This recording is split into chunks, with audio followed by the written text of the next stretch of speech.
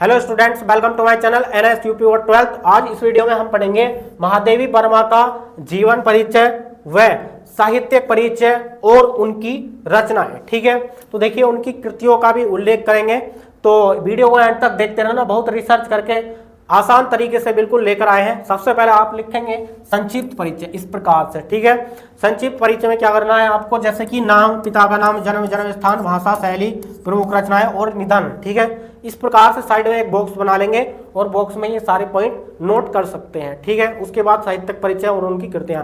यदि आप चाहें और बेस्ट तरीके से लिखना चाहें तो साइड में इस प्रकार से बॉक्स बनाकर पॉइंट नोट कर देंगे और साइड में इनका जीवन का परिचय भी कुछ लिख सकते हैं। ठीक है, तो देखिए संक्षिप्त परिचय में क्या है, जैसे कि महादेवी वर्मा, पिता का नाम क्या है, गोविंद प्रसाद वर्मा, और जन्म सन 1907 ईस्वी को इनका जन्म हुआ। ठीक है, जन्म स्थान यानी कि कहाँ पर इनका जन्म हुआ, फर्रुखाबाद, जो कि उत्तर प्रदेश में है, फर्रुखाबाद। ठीक है, और भाषा क्या है इनकी, शुद्ध साहित्य, खड़ी बोली इनकी भाषा है, और शैली मुक्तक, गीति काव्य, और प्रमुख रचनाएं यामा, दीपशिखा, निहार। ठीक है, और निधन इनकी मृत्यु जो हुई सन 1987 ईस्वी को इनकी मृत्यु हो गई। ठीक है, थोड़ा विस्तार से भी इनका जीवन परिचय देख लेते हैं। जैसे कि महादेवी वर्मा जी का जन्म फर्रुखाबाद के एक शिक्षित परिवार में सन 1907 ईस्वी में हुआ था। ठीक है, उसके बाद आगे लिखेंगे इनके पिता गोविंद प्रसाद वर्मा भागलपुर के एक कॉलेज में प्रधानाचार्य थे। ठीक है, जैसे कि हमने स्टार्टिंग में लिखा है कि इनका जो जन्म हुआ था वो एक शिक्षित परिवार में हुआ था।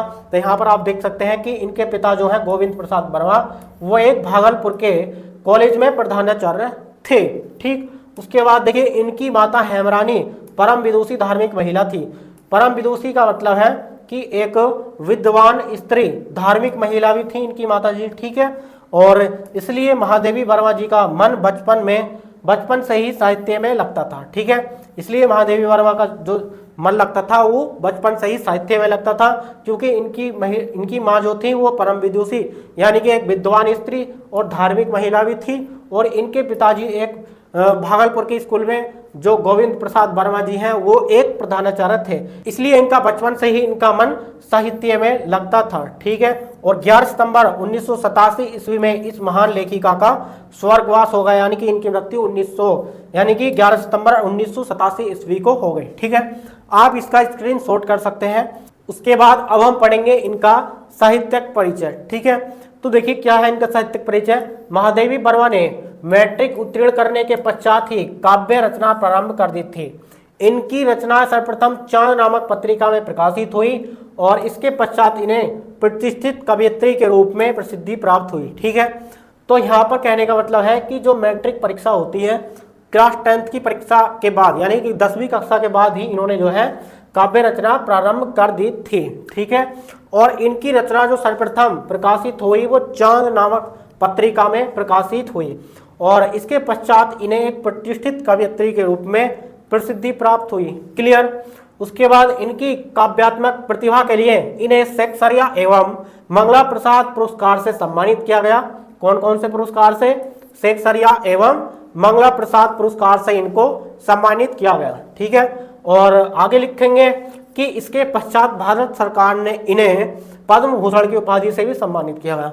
देखो इनको कितने पुरस्कार मिले, पहले इनको शेक्सपियर एवं मंगला प्रसाद पुरस्कार से सम्मानित किया गया, बाद में भारत सरकार ने जो है इनको पद्म भूषण की उपाधि से भी सम्मानित किया। उसके बाद देखिए सन 1982 ईस्वी में इन्हें ज्ञानपीठ पुरस्कार से भी सम्मानित किया और इसी वर्ष इन्हें यानी कि 1982 में ही उत्तर प्रदेश सरकार ने इन्हें भारत भारती पुरस्कार प्रदान किया गया। ठीक है, यानी कि इनको जो है 1982 में ही भारत भारती पुरस्कार से भी इनको सम्मानित किया। ठीक है, और एक कवयित्री के रूप में महादेवी वर्मा विलक्षण प्रतिभा, स्वाभिमानी थी। उनके काव्य की विरह वेदना अपनी भावात्मक गहनता के लिए अद्वितीय समझी जाती है और प्रसिद्ध समालोचकों ने इन्हें आधुनिक युग की मीरा के नाम से संबोधित किया है। ठीक है, इस प्रकार से इनका साहित्यिक परिचय लिख सकते हैं। ठीक है, तो देखिए यहाँ पर इसका स्क्रीनशॉट कर लेंगे।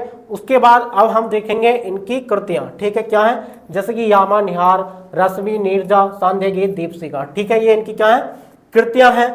और गद्य रचनाएं जैसे अतीत के चलचित्र, स्मृति की रेखाएं और श्रृंखला की कड़ियां, मेरा परिवार। ठीक है, ये क्या है, सब इनकी कृतियां हैं। यदि आप इस प्रकार से लिख कर आएंगे तो आपको एकदम 100% फुल मार्क्स मिल जाएंगे। तो यहाँ का आप स्क्रीनशॉट कर लेंगे।